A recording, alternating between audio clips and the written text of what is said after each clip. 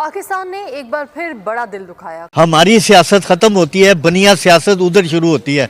बनिया हिंदू बनिया जो है ना, वो कुछ अगर गिरेगा भी तो देख के गिरता है कि वो कुछ उठाने के लिए। हमारी तो वैसे भी इंडिया के साथ नहीं बनती है ना, तो इसी वजह से कि मोदी ने अपनी कंट्री पे बहुत फोकस किया है और हम एज अ यूँ भी समझ सकते हैं कि एज अ जेलसी यार बेकारी आगे चल यार, हट आगे चल। हमारे मुल्क में हर चीज है, गंदम हमारी है, गैस हमारा है, बिजली हमारी है, ये चावल हमारे हैं, हर चीज हमारी है। तो हिंदू बनिया 100 साल की अपनी प्लानिंग करता है। बस हो दिया कि अपने हालात कौन से ठीक है, कर्जा मांगते हैं उनसे, मांगते हैं, लेकिन जब मुसलमानों को उनकी ज़रूरत पड़ रही है वो मदद कर रहे हैं, हम कर रहे हैं।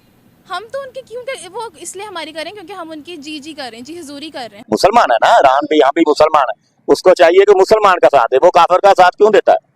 जब से आंखें खोली हैं यही सुनने को मिल रहा है। शहबाज सरकार उसने इंडिया के सामने सरेंडर करने के लिए पूरी तैयारी कर ली। आप दुनिया में चले जाएं, लोग इंडिया को पूछते हैं, पाकिस्तान को कोई नहीं पूछता। अगर आप मुझे ना भी बताती और आप मुझे कहती कि गेस करें कि कौन सा मुल्क है, तो मैं इंडिया ही करता हूँ। इंडिया से सीखे, मैं तो कहूँगा कि ऑब्वियसली सीखना चाहिए। हम लोगों का तो माइंडसेट इस तरह से सेट कर दिया है कि रोटी और कपड़े तक ही हमारी सोच महदूद हो गई है, लेकिन इसके अलावा और कोई प्रोग्रेस दिखती नजर नहीं आ रही। हम सिर्फ आज की प्लानिंग कर रहे हैं, हमें आज रोटी मिल गई, खुश होके सो जाएंगे, यार कल आएगा, कल देखी जाएगी। हिंदू बनिया ऐसा नहीं करता, वो आज की रोटी नहीं खाता, वो उसने आगे 10 साल की प्लानिंग करी हुई है। हमारे वजीर आजम बने थे, उनका कहना ये था कि पाकिस्तान जो चाय भी पी रहा है ना, वो भी कर्जे की पैसों की पी रहा है। अपने कंपनीज, बहुत सारे बड़े ब्रांड्स इंडिया का रुख करते हमें नजर आते हैं।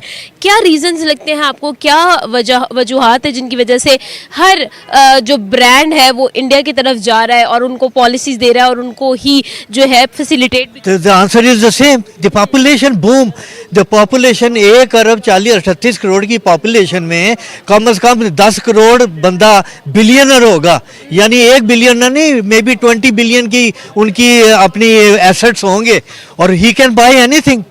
लिहाजा अब तो ये है कि टाटा बिरलाज इंडिया में वो तो कैंसर हॉस्पिटल्स बना रहे हैं। They have made around 15 cancer hospitals in India.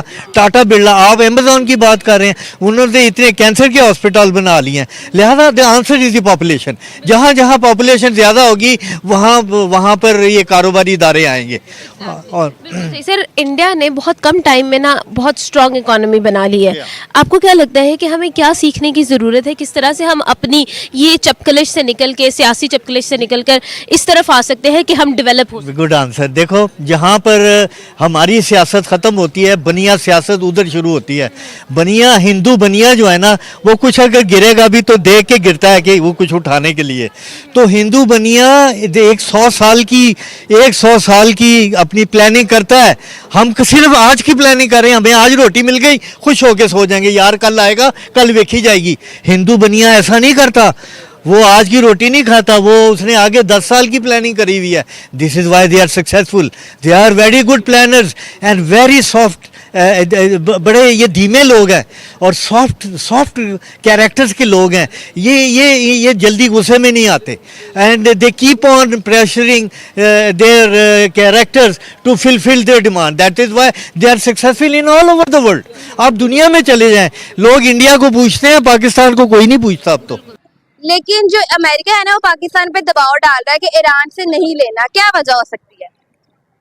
ये तो हमारे हुक्मरानों को चाहिए कि दबाव में ना आए, क्योंकि हम अपने मुख्तार मुल्क के मालिक हैं, हम किसी के मुतहत नहीं है।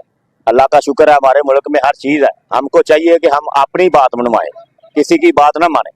सर, हम उनसे अपनी बात मनवा कैसे सकते हैं, क्योंकि हम तो उनसे हर साल ही कर्जा ले रहे होते हैं IMF से। हम कैसे मनवा सकते हैं अपनी?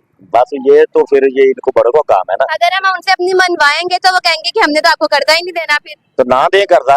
तो फिर मुल्क कैसे चलेगा? नहीं, हम कोई नहीं मरे जा रहे। हमारे मुल्क में हर चीज है, गंदम हमारी है, गैस हमारा है, बिजली हमारी है, ये चावल हमारे हैं, हर चीज हमारी है। वो तारक अजीज शो में तारक अजीज कहता था कि जिस मुल्क में समुद्र है, खुशकी है, पानी है, वो मुल्क कभी गरीब नहीं हो सकता।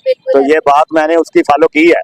बाकी हमारे मुल्क में हर चीज है, लेकिन हमारे मुल्क में जो नहीं है ना, वो डिसिप्लिन नहीं है। तो इंडिया, क्योंकि अब देखें, अगर आप मुझे ना भी बताती और आप मुझे कहती कि गेस करें कि कौन सा मुल्क है, तो मैं इंडिया ही करता। उसके पीछे वजह ये है एक तो ये है कि वहाँ पे आईटी सेक्टर बहुत ज़्यादा बूस्ट कर रहा है, ठीक है। आईटी सेक्टर के और जितने भी बड़े, ये तो अमेज़ॉन है, उसके अलावा भी आप गूगल, फेसबुक, ये वो जहाँ भी देखेंगे ना, तो वहाँ पे जो उनके सीईओज हो ना, वो कहीं ना कहीं आपको इंडियन नज़र आ रहे होंगे वहाँ पे। तो इंडिया जो है, क्योंकि देखें ये बात है प्रायोरिटीज़ की, उन्होंने प्रायोरिटाइज़ किया हुआ है आईटी सेक्टर को।